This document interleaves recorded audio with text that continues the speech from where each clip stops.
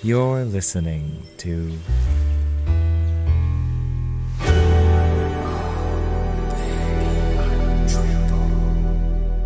Hello, everybody, and welcome to Oh Baby a Triple, the TV show turned radio show turned podcast. I'm Corey, and I am your podcast chef. I make the good tunes for your ears. Eat them up with your ear holes. I am Joseph, and I went to the botanic garden, and got my anime meme on. Did you cosplay? I didn't cosplay. I cosplayed as, like, gay. You should, But, should've. that's not even cosplaying. That's just living. Right. If you had to have cosplayed, who would you have cosplayed as? Oh, shit. Who would I cosplay? Yeah. I'd cosplay as Thanos and then snap my finger and then kill all the trees. Were plants also in Thanos' plan? Because he said half of life, right? Yeah, didn't he say, like, half of all living things? I mean, he did. Like, yeah, if it's half of all living things, then literally living things would include, like, plants and trees and all that Now, stuff. this can open a can of worms, because is a human one living thing, or are they, like, trillions of cells Many that are and living many things? living things. So, like, imagine every person has, like, half of them gone. Oh, God, that's terrible. It's absolutely horrifying. And Like, could you imagine, like, literally like, it doesn't really matter, because this Thanos daddy didn't specify how much of half, or, like, Right. what of half. It's just, like, literally half. So that's half of the cells in your body eviscerated. What an awful end. And we don't know what parts get eviscerated. Like, it could be, like, part of your pinky toe, or, like, all of your eyeball, and then, like, many parts of, like, your skin, just, like, blotches Ugh. of skin gone. It's terrible. I think we should take a moment now to explain why there are only two people talking. Oh, yeah. So I kind of forgot about that. today on the show is just myself and Joseph. Hi, hello. Hello, yes. Harry and Ryan couldn't make it.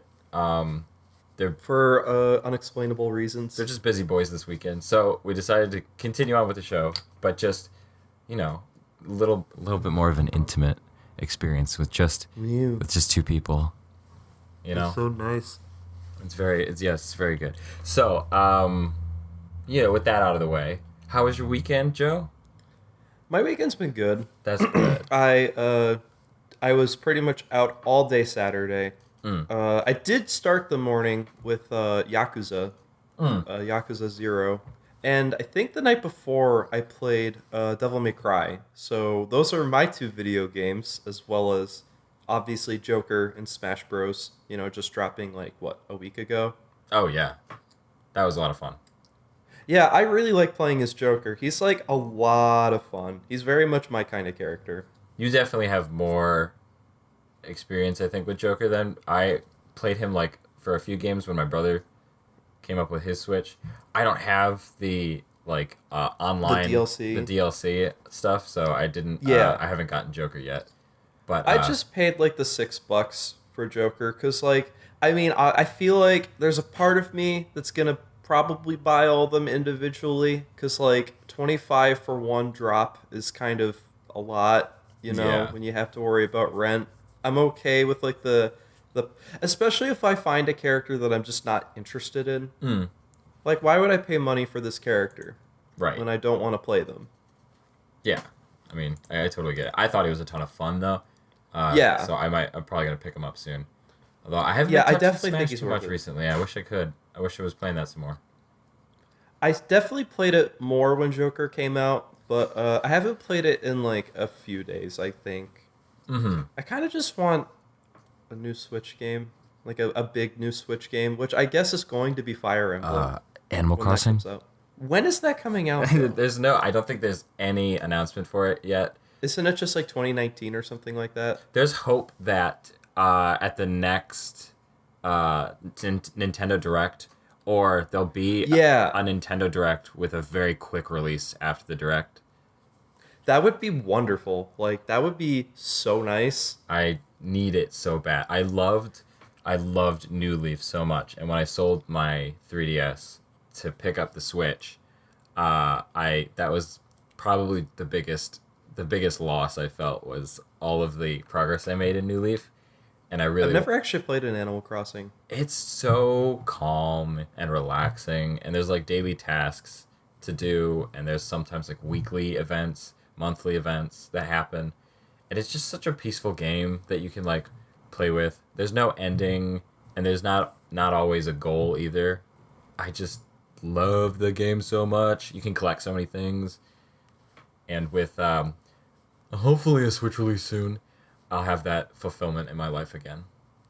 Yeah, it's like I imagine that game, from what it sounds like, is like a very good game for like I don't know, like multitasking. You Yeah. know, that's a game you play while you're doing another thing, like I don't know, watching a movie or like TV. Podcast, I could imagine being a big one, especially on like commutes and whatever. Yeah, you could definitely And like that's nice. listen to podcasts or audiobooks while you play. It's like it's equivalent to like Ooh. farming games where you walk around, you just the goal is to water a bunch of plants or to do some weeding or to find some shells. Mostly everything revolves around making money to upgrade your house or keep the place clean. Get some new like clothing. You can customize your wardrobe. So it's very relaxing. Is the only word I think really describes the whole game. Just relaxing. Yeah, that sounds like a nice game to have, not gonna lie. Just Yes. like a game that you can play without having to set aside like actual time for it. Just like a a simple game. And imagine having it on the big screen on your TV. Yeah, and then on the go. Just be so nice.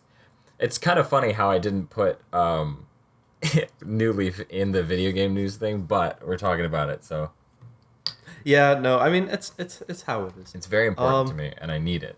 I would definitely like that, and I definitely think I would like Fire Emblem when that comes out. Obviously, Pokemon. Those are like the big three off the top of my head. Yeah, I'm in the boat opposite you because I haven't touched a Fire Emblem game, and now I want to. This one looks interesting.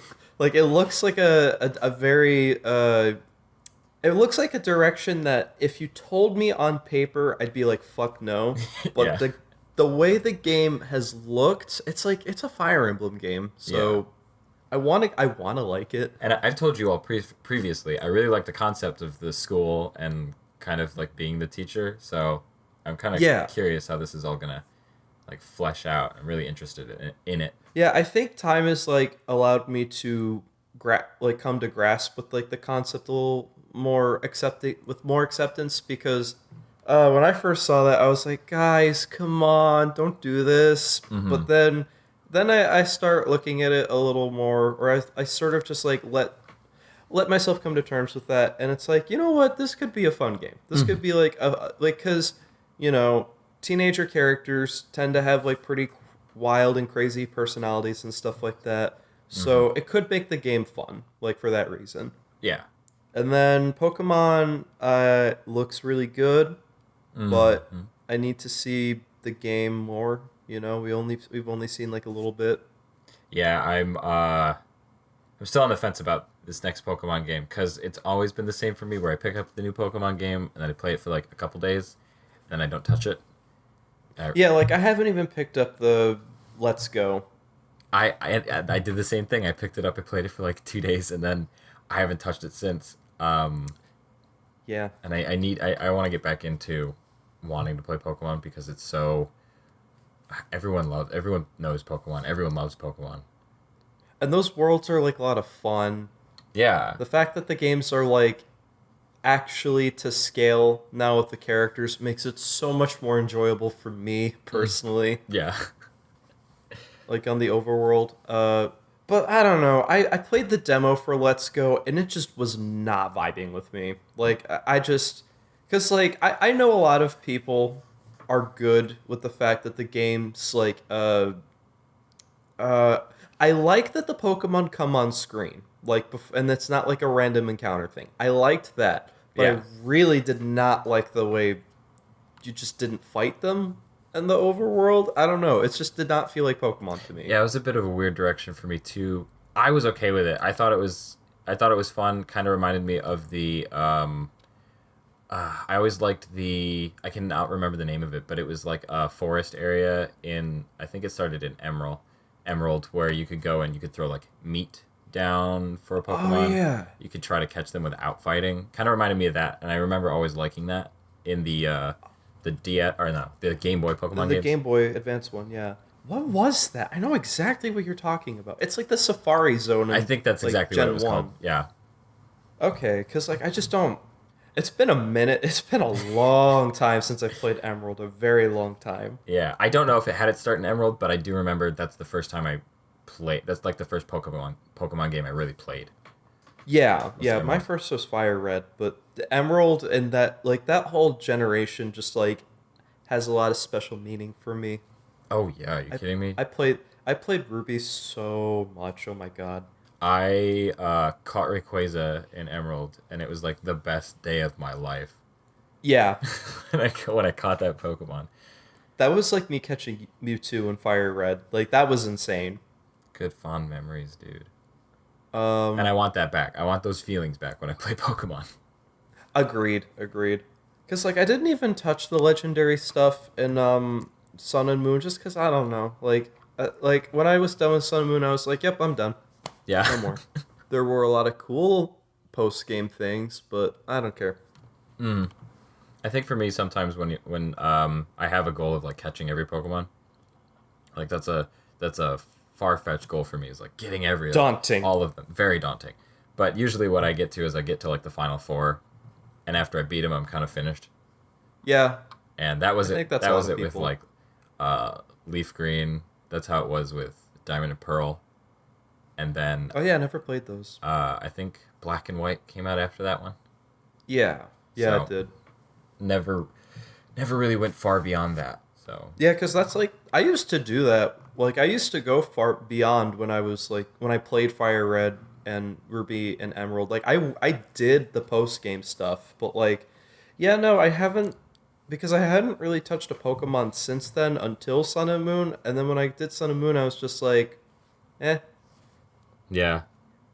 And I got pretty into Sun and Moon too. And then I, sold my 3DS to get a Yeah. Switch. So, Yeah, bye 3DS. poor thing. But I think, if I'm being honest, I'll probably end up buying the Switch Pokemon. Yeah, I think I will too. So, did you hear about Reggie?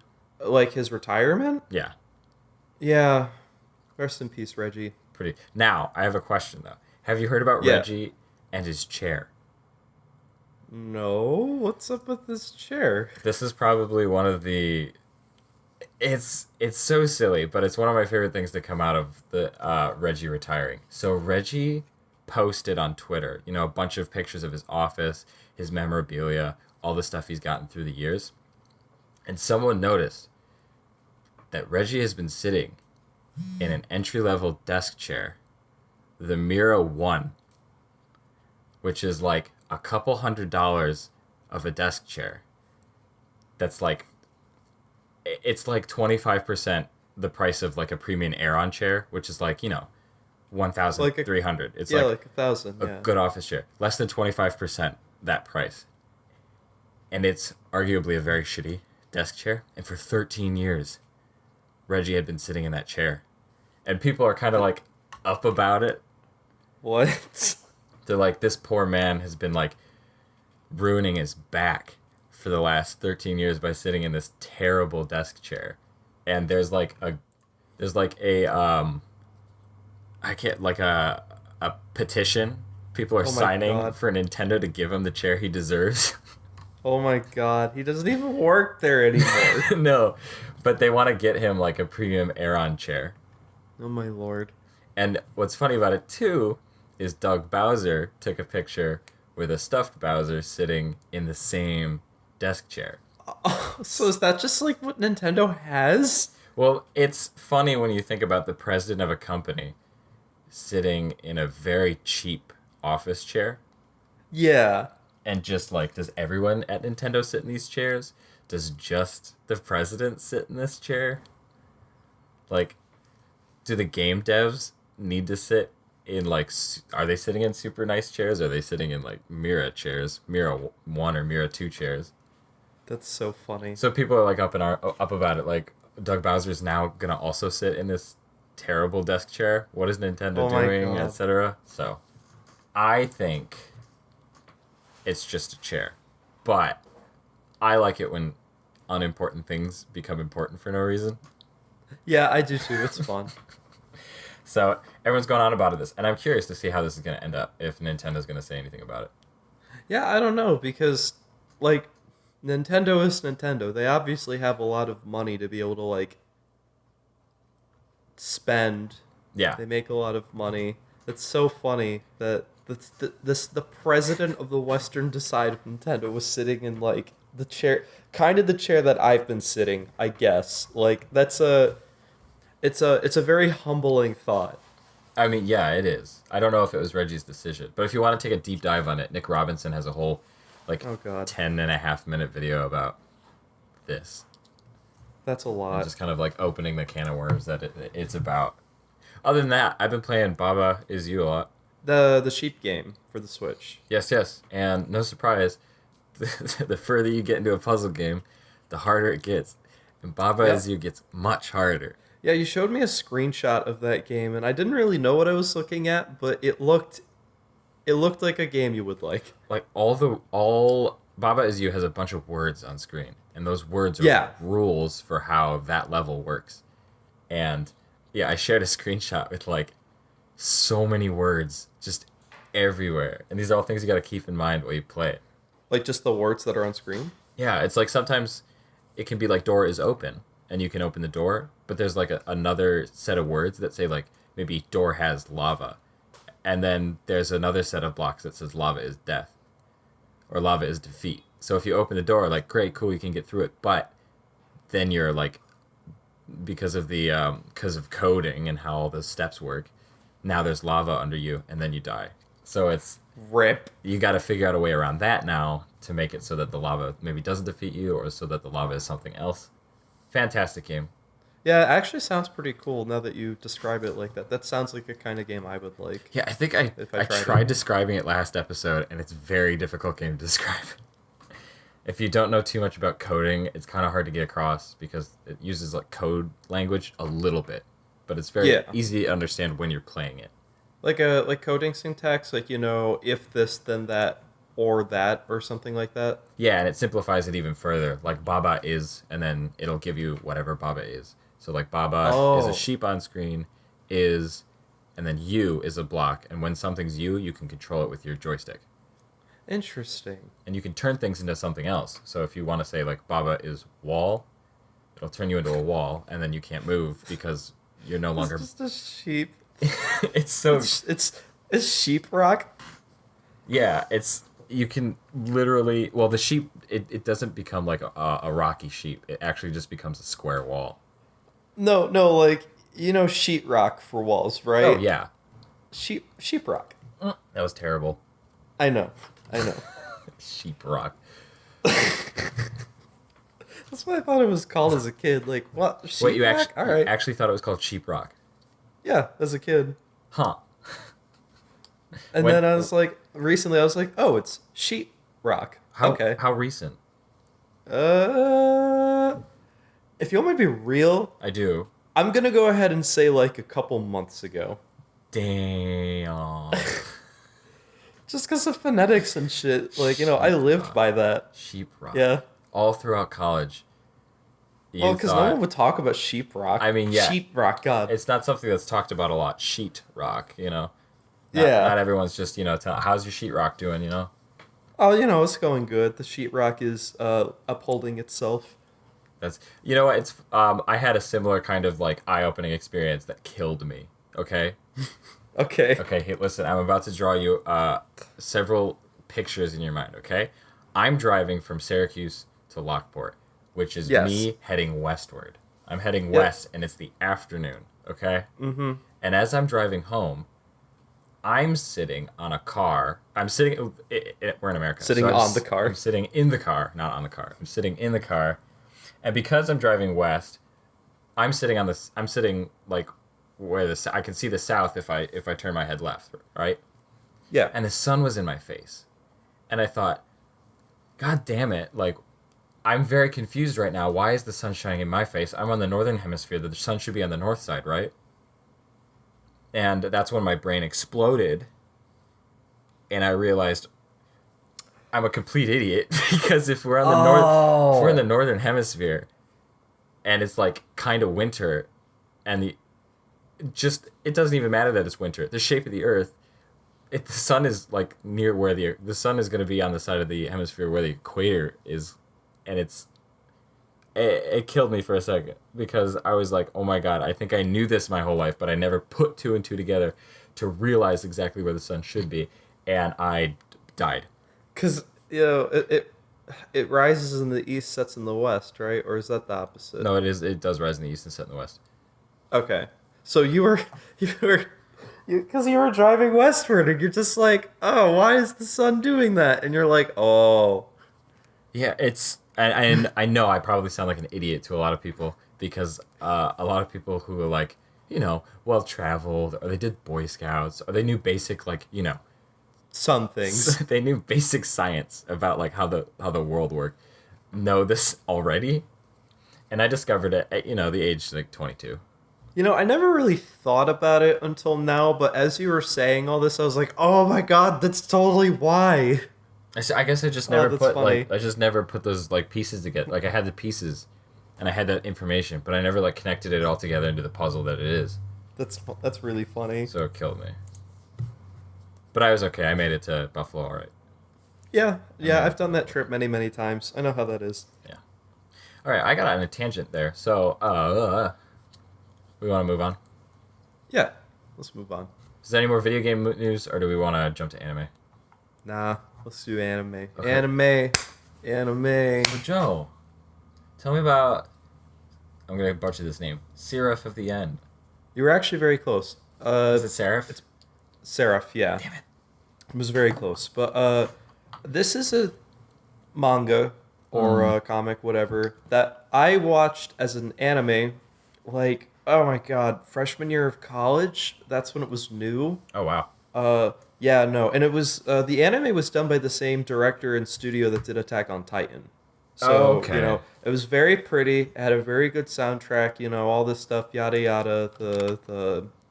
The presentation was very high. Like, it was a very high quality. Mm-hmm. So, the manga at the time, I think, was in the 40s, maybe the 50s of chapters, because the series is monthly. It doesn't publish weekly, like a lot of manga do.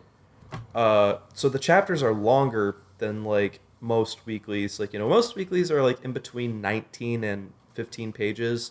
Right. I mean, if you're some of the rougher parts of My Hero, they're like 10. But for Seraph of the End being a monthly series, it's like each chapter... I'm only on chapter like 12, but this is technically like volume 4 because they're long chapters. They're like about 40 to 50 pages a piece. Okay. That's why when I looked at the chapter count as 77 and I'd only seen the series like 4 or 5 years ago, I was like, why is this number so low? This feels like it should be way higher. Like it should be, I don't know, just a bigger number. And then I'm like, oh, it's monthly. Okay, this is going to be easy to catch up on. Oh, yeah. And, I've been reading it for like a couple weeks now, and I'm only on like chapter 12, so I guess that's a pretty good gauge of how long it takes to read the series. Damn, yeah. It's very wordy. Like, it's... Because there are monthlies that are longer because there's more, like, action going on. Okay. So, like, there's probably a similar amount of story in, like, those 20-page chapters, but it's spread out a little more because there's more action going on. Okay. This series, chapters are pretty long because there's also a lot of dialogue going on. So they actually do fit a good chunk of story in like 12 chapters. There's a lot that's happened so far. Now, could you give like a quick like cap of like what exactly this is about? Yes. Now I accurately can because because I was just like I didn't really remember what the heck happened in like for the most part. I just remember basic concepts. So basic concept, you have a world where I'm gonna go ahead and say like 96 or 97% of the human population above the age of 13 was infected with like a virus and died. Oh no. So an overwhelming population of the world died. And it's just these like kids left, at least in the beginning. And then they're just kind of like wandering around. But also in this world exist vampires who were not affected by this like, catastrophic, bubonic plague level just disaster virus. And the vampires, vampires, they're eternally young, eternal, forever, always immortal, that kind of thing. Extremely powerful. They like to suck the blood. They like to suck. Yes, they do. They talk about that a lot in this series. Oh, good. The main character, his name is Yu. A good name. Good name. And he has his friend Mikaela or something like that. I was really hoping it was just me. It's not you. It's not me. God damn it. That was good. But anyways, I got you. But anyways, Yu is kind of like, to kind of think of it like this. Think if Naruto and Sasuke swapped places. So like Sasuke is basically the main character of this story, and Naruto is not even a rival. They're not rivals by tradition. They're on opposing sides, and they are like because I don't want to go like too into detail, but like what happens with Mika, because I mean, you learn within the first volume, but I don't want to like give away super hardcore spoilers that early on. But basically, Yu and Mika were separated at childhood and are now kind of like in a Romeo Juliet situation where they, want to be back together because they're basically brothers. They want to be back together, but due to the circumstances at hand, they can't because, Mika got brought into the vampires, and Yu was a part of the vampire slayers. And the biggest part of this whole series so far that I have kind of forgot to really touch upon until now is that it is like a battle series in the sense that it's an action series. There's a lot of fighting going on and stuff like that. Not so much until like the third volume, but there is a lot of like stuff that goes on. The characters have demonized weapons, like it's like that Japanese concept where it's like a blade that has been forged with the blood of like a demon's soul or something like that. Yeah, like a Satan sword. Yeah, like a Satan sword, and like the demon sword has a name, and if you try and wield it, the demon might take you over and kill you from the inside out or whatever. But if you have a strong enough heart, you can overcome this like demon trying to like take you over, and you can harness the power of the weapon like tenfold. So if I were to say like Yu-Gi-Oh has demons in the cards and you use the heart of the cards to play, yes, you win. Okay, cool. Yes, and these are like the only weapons that can give the humans a chance against the vampires. Is like the kind of basic idea. So are the demons on the human side, or the demons just like they have no say? The demons kind of just have no say. Okay. I think that there are demon swords that the vampires can use, but I do not know. I'm still a little too early to confirm or deny that detail. Right. But I do know that one of the vampires used a weapon that was like similar like mechanics, I guess. It does like the anime thing of release your power sword, and then the sword would like extend vines and like wrap around like the hand or whatever, and anime magic. Right. But the series is good so far. It's got very good art. and I really like the characters. And it's nice to have like kind of like a meaty sort of like series with like a lot of story and stuff like that. A lot of meat, Meat. a lot of juices to it. A lot of. There's a lot of juice. There's a lot of blood. There's so much blood. Oh, are we talking? So are we talking like Castlevania, like the anime amount of blood, or are we talking like Dark Souls? I'm sorry, Bloodborne.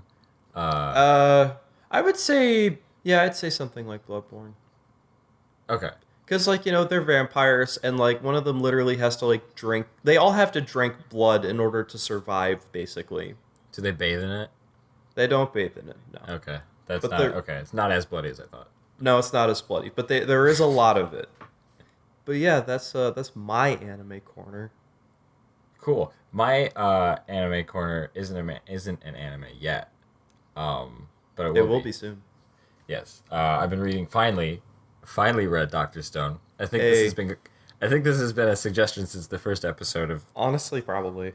podcast episode of Oh Baby a Triple is Corey. You should read Doctor Stone, and I said I will before the next episode, and here we are. 6 episodes later? 5 episodes later? I think we're on 5. Yeah.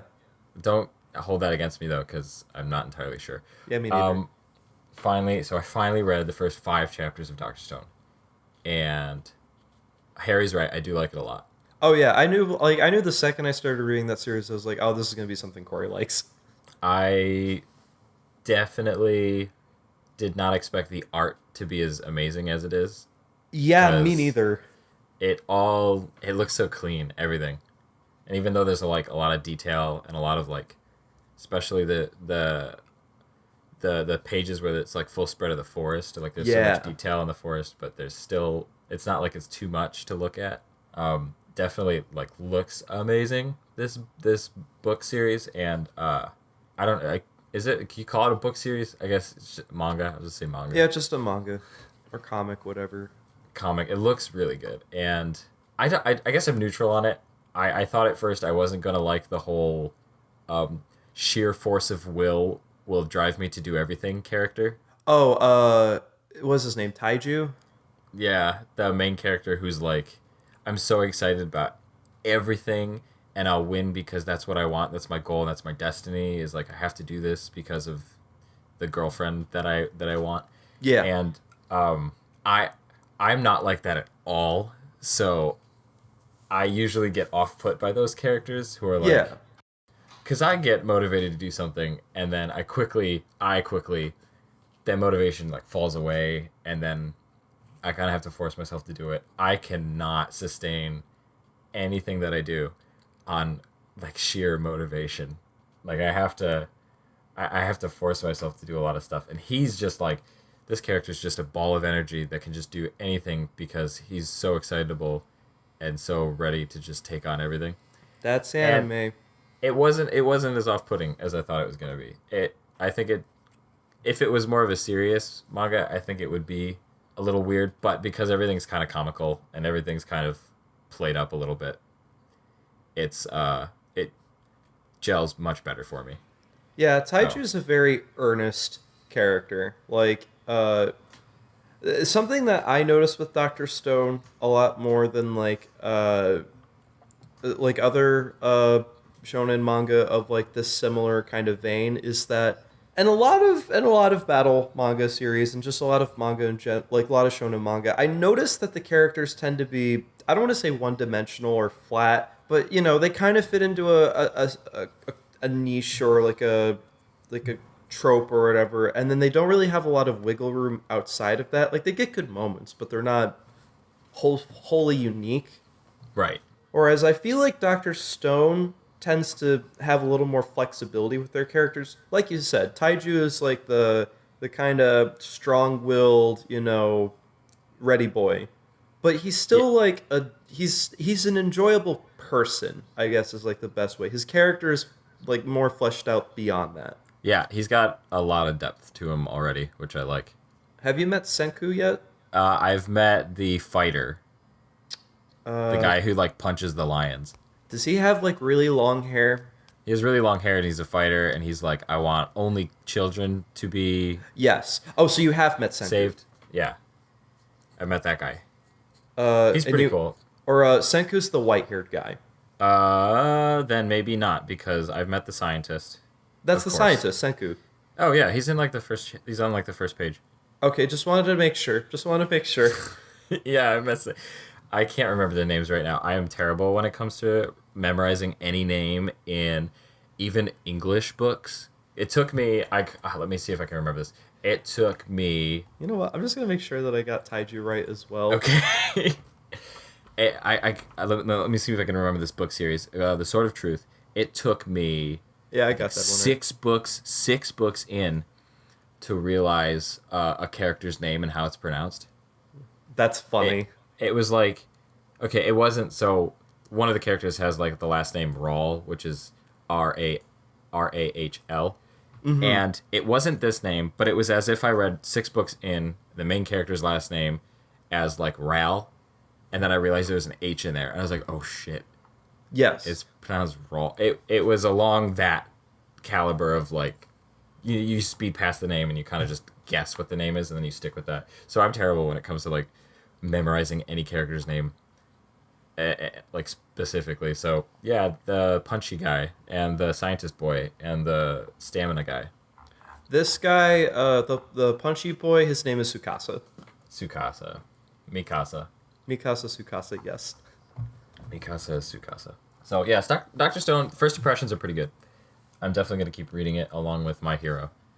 Yeah, like Dr. Stone, My Hero, those are definitely Promise Neverland. Those are definitely the 3 like best Jump has to offer right now. Especially like the new My Hero and the new Promise Neverland were so good. Oh my god, they were really really good. Dr. Stone was really good too. Yeah, I'm just still way behind in My Hero. I'm like at chapter 55, I think. Is that still the summer arc, or is that the hero killer arc? It is just where they start their internships, and Midoriya Yep. meets. Midoriya is getting taught by All Might's teacher. Yes. What the heck was his name? I again cannot remember it all. Tora something? I don't know. Maybe. I think that's All Might, but like, yeah, no, I know who you're talking about. He's like the small old guy. He's this very small old guy, and I love him to bits. Yeah, no, he's very good. So you are on the hero killer arc. Okay. Yes. Okay. Now I remember. Yes. Because that's the guy who injured, Speedy Boy's older brother. Yes. I forget what his name was. I know the Speedy Boy's Ida, but like I don't remember his brother's name. I can't. It was something about a knight. Something about a speed knight. Yes. Fast knight. Yeah, that arc is really good. I'm looking forward to it. It's looking like it's really bumping up because Midoriya's like learning a lot. Yeah, no, he like, it's like funny enough. It like, I feel like there are certain arcs in that series that definitely cater towards Midoriya's character development, like basically all of them.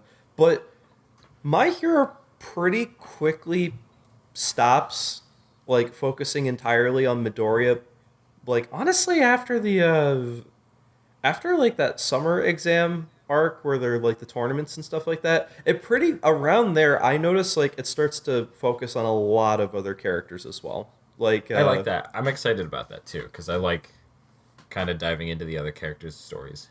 Because like this isn't really going to be a spoiler because you know that Ida's brother got injured. Yeah. But this arc really, really dives into Ida's character. Okay. I like that too because it seems like Ida's got a lot going on, and he's like, it's building up to kind of a revenge plot. Super stoked about that. Yeah, it's a very good arc for his character. He gets a lot of development. But yeah, that's anime. That's anime for me. Now, so let's talk about Endgame now. Don't worry about it. This will be completely spoiler free. Yeah, completely spoiler free. So we don't wanna hurt those ears yet. We don't want to ruin everyone quite yet.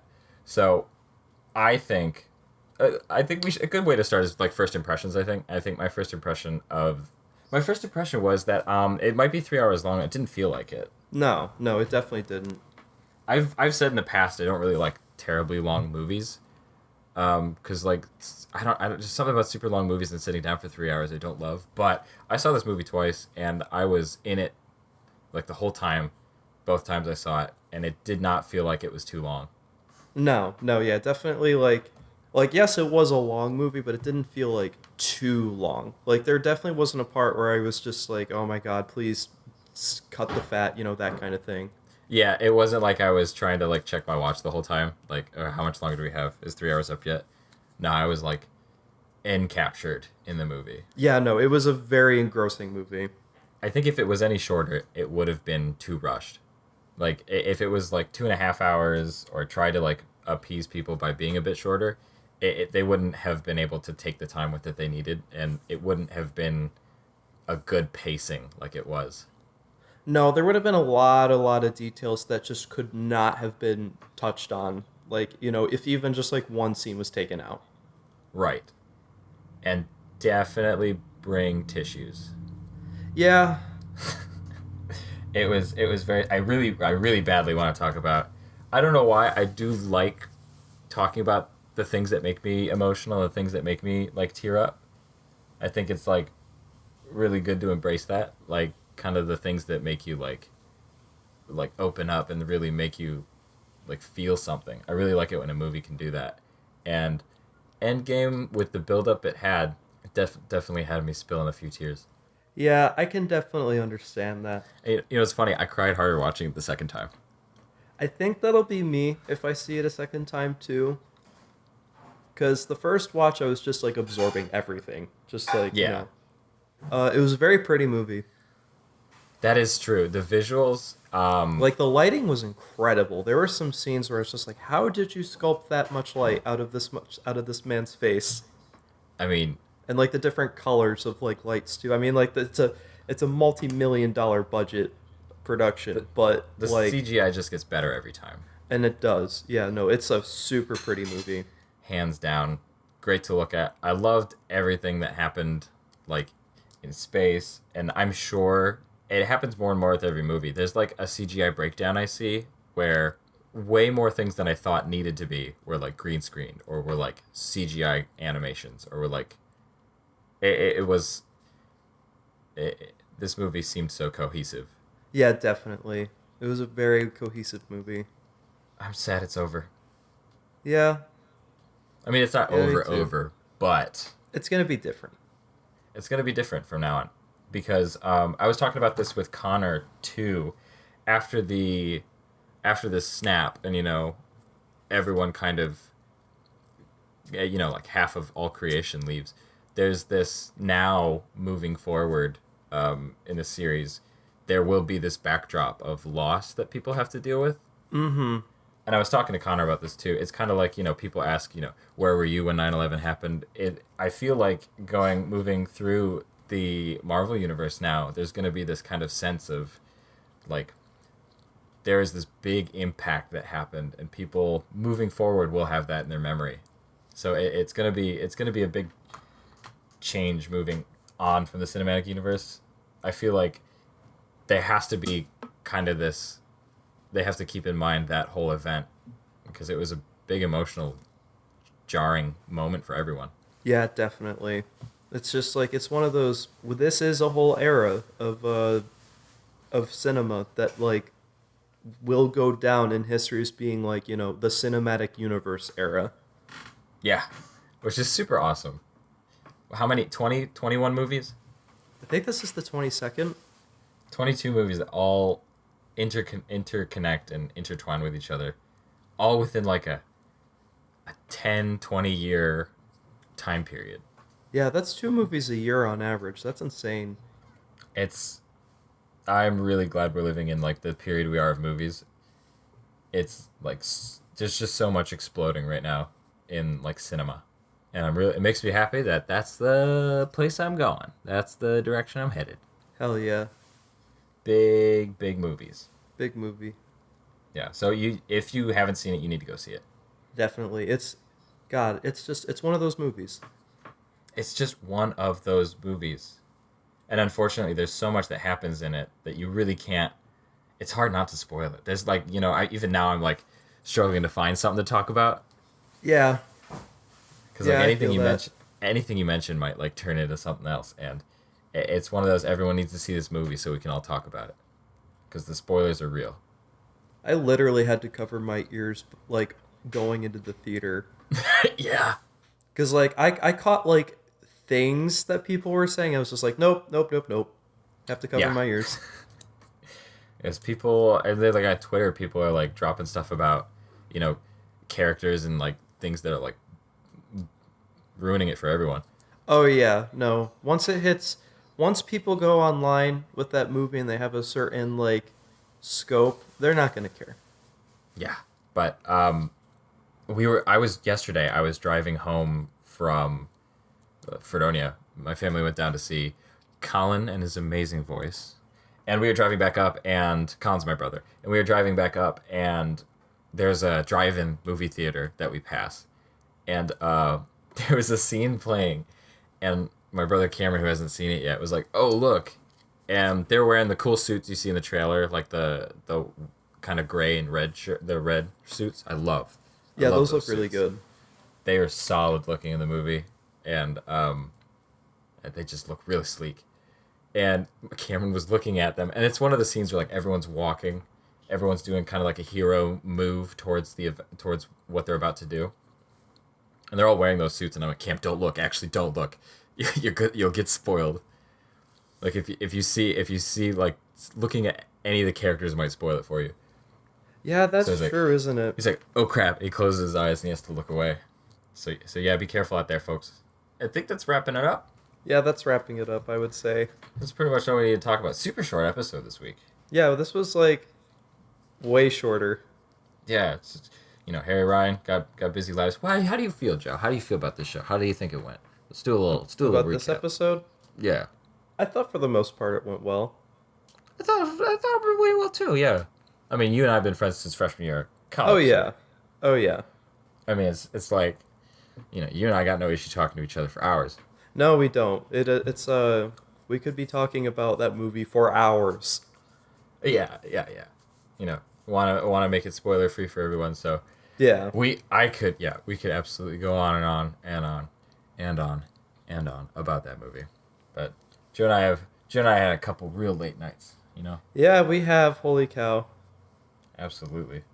So yeah, I that's it for this episode of Oh Baby Triple. That's it, baby. Triples. Should I like start like hit that like subscribe button? No, we can't do that. Don't hit that like. Don't hit that subscribe. I don't want to be Just give us the view. That's all. Just give us a view, maybe. So thanks everybody for tuning in to Oh Baby Triple, and Peace out, brothers.